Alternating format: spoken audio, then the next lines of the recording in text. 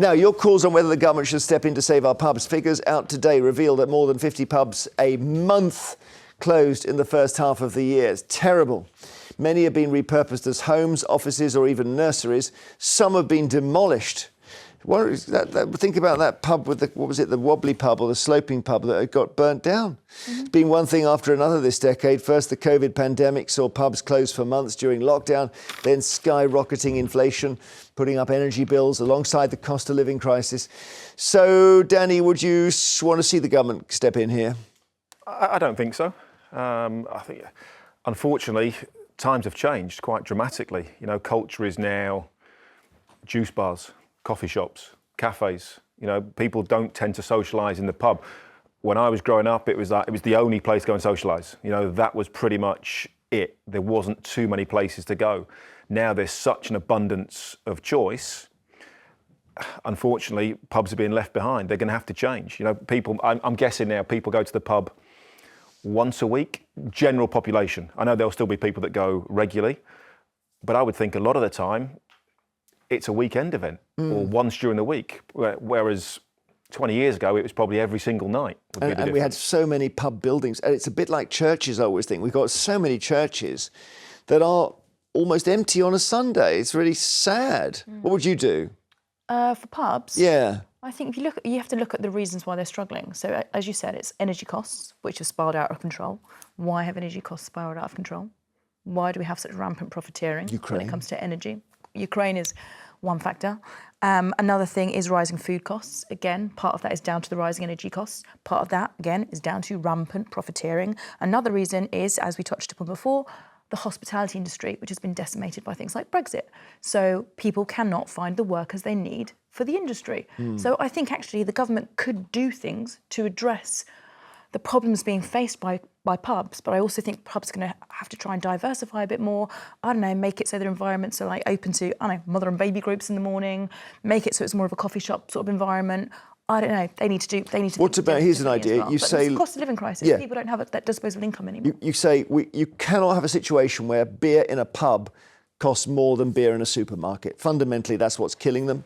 So you flip the tax. No. You put the tax on the beer in the supermarket and take it off the beer in the pub.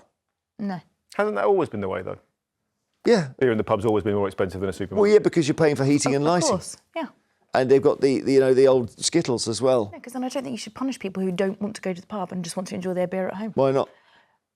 Because we want to get people into pubs, otherwise they close. Another thing you've got to look at is back in the day, you know, you might finish a shift and you'd go to the pub on the way home. We don't operate like that anymore. No, we don't. Culture has changed. Our social habits have changed. Also, we work longer hours. The pub is quite an old generational thing now. You know, kids maybe at uni go to the pub.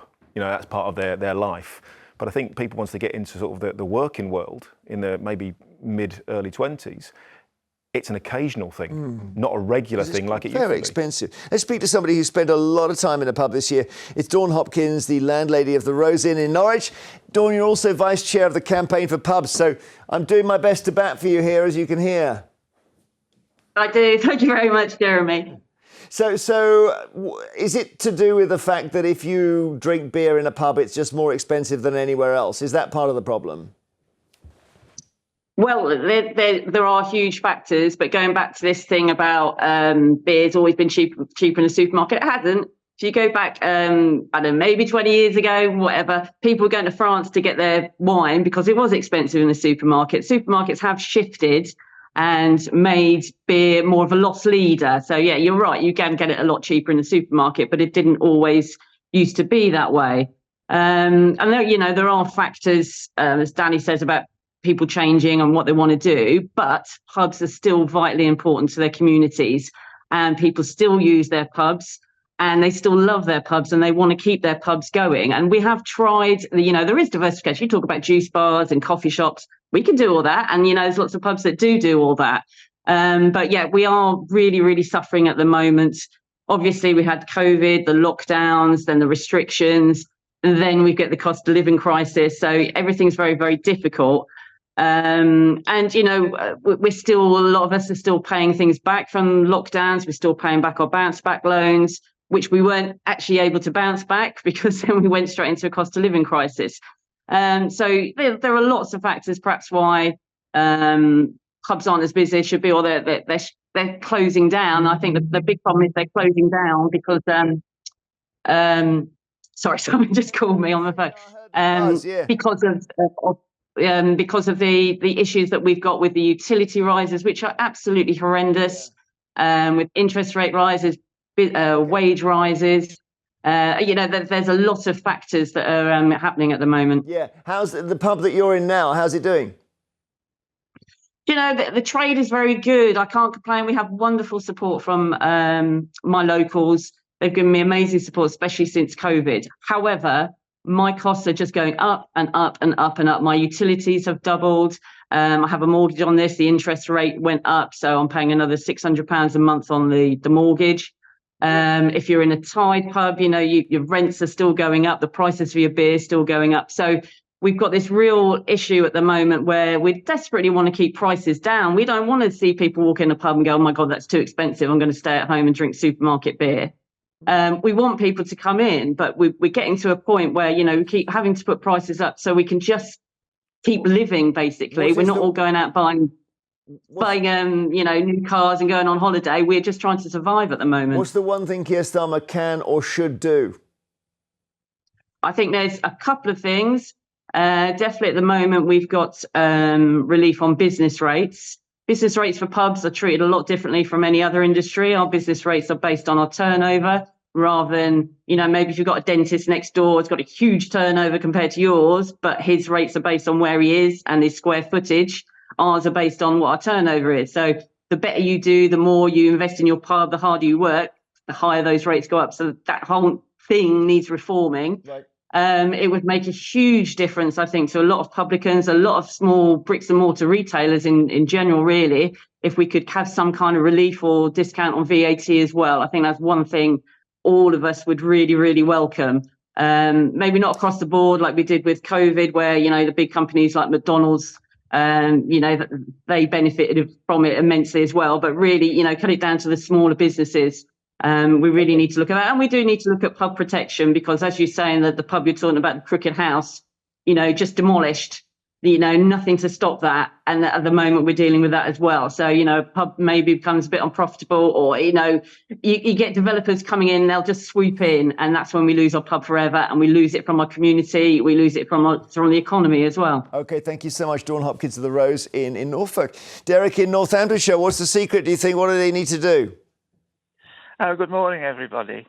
Well, my thinking is it's a matter for the pubs themselves to be more creative, more imaginative, think of new ideas to attract people in. I mean, obvious example would be live music. And some years ago, I used to take my electric guitar into the local pub and play a half-an-hour set of guitar instrumentals, which seemed to, although I do say it myself, attract people in. Especially in the summertime when the doors are open, Brilliant. People could hear. Well, maybe you could go on the road. Guitar in the street. Yeah, but you think that was helping make the pub into something a little bit of a bonus? I think it was, and it was an attraction, and people heard the sound of my electric guitar in the street and thought, "What's that?" And they used to come in and listen. I didn't know you played the electric guitar. What was your go-to piece of music? Was it Layla? Well, no, I used to like starting the set with an old Shadows tune, as you may remember, called Man of Mystery, yes, with that brilliant twang at the beginning. Yep. Yeah. That's a very nice, got a bit of tremolo on that. Thank you, Derek. Well, there we are, bring in the guitars. Oh, soft play. Pubs, just allocate a little area to some soft play and I will bring the troops. No, I'm leaving if they do that. What about, where are you on that? I'm not going, unless I can go in the ballpark. They have to be more creative, without a doubt. People are still spending money. People will spend £5-6 on a juice. They will spend £5 or £6 on a coffee. They're That's just amazing. not spending. The younger generation aren't drinking as much. There's not as much of a drinking culture. What are they doing instead? Are they taking drugs or Well, no, people are healthier. Ketamine? It's like run club now has become the new thing. People instead of going to the pub, people go and run club after work, or they're going to the gym, or whatever. It's astonishing. Life in society has just changed. So instead of saying let's go out and get hammered, it's let's go out and have a run. I love a pub though. I love a pub. How often though? Nice pubs near us. So how often? And I bet you go for lunch.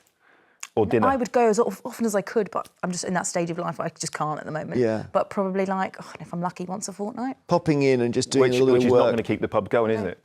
No, but if everyone in the country did that, I mean, I was cycling in Devon. And I went to this. I was trying to find a pub to have lunch, and I went to this little village. And the guy said, "Oh, we used to have 6. We don't have any now. 6 pubs in a village." Cassandra in Fife, how many pubs have you got near you? Oh, about 3 or 4. Excellent. Are they closing down? To be honest with you, I don't attend. But my point was going to be that apparently the UK economy is considered a free market economy. So it is what it is. It is what it is, but there are incredible exceptions made to the free market. Incredible exceptions. Well, if you say so. You know, I don't think they should be any different than an independent shop. Yeah, fair enough. Because I would argue, Cassandra, that it's the free market that has led to them being in a position now where they can't afford to operate. It's the free market that has led to rampant profiteering, which means pubs are struggling to pay their energy bills, their food costs. It's the free market, you know. I think it's culture more. Go to Ireland, every pub's full. Pretty much every night of the week, most of the pubs are full and they're busy because their culture is still to go out and have a drink most nights of the week. That's their culture. Our culture's shifted in the last 15, 20 years. The culture of what we do as socialising has dramatically changed. Yeah, Cassandra, when you said it's hang on a sec. When you said it's the free market, do you think it's a shame that the free market's in charge? Correct. That is exactly what I'm saying. The free, you know, like 1 minute it's the free market, 1 minute we have to support things. You can't have it both ways. Either we kind of support stuff that's useful to people, or we kind of go cold-hearted free market. Well, and that's what it is. We do have you can't have it both ways. For example, we don't allow the free market to close all public libraries just because no one visits them for a year. Yeah, so you can support some things. No, wait a minute. A library isn't a private entity. That's a public service. Okay. That's different from a pub. All right. Well, then, what about our shipyards, which we kept open for ages because we just didn't want to lose them? Cassandra, thank you. Because we might do the same with pubs. That's our question today, is whether you say, actually, you know, if there's one thing the government should be saving, it's our pubs. Subsidise them, for crying out loud. Take the tax off beer. Let people smoke in them again. Billy in Devon, hi. Hello, Jeremy. What's the solution to save the pubs, Billy? Well, the first thing they should do is close all the pubs in Westminster and all their bars and say they likes it, innit? Yeah, that's a good idea. So if you carry on with this lark, you're going to lose one pub a day in Westminster until you stop it. Well, no, I remember down in Devon, every weekend we'd go out, we'd know exactly which pub was putting out their nibbles. You go to there, that pub would have the roast potatoes. Next pub, they'd have the cocktail sticks with the, you know, little bits of cheese and the pineapple. Remember them, Jeremy? And the little I know which one silver-side onions. Yeah, the one, the Radway in Sidmouth does cheese and onions. Of course they do. Brilliant. And then don't do it no more. That's going in for a game of darts and stuff. Anyway, Jeremy. Well, let's not get too down. No, it brings you down, doesn't it? Well, it does a bit. The pubs in Westminster for the MPs. They wouldn't like it then.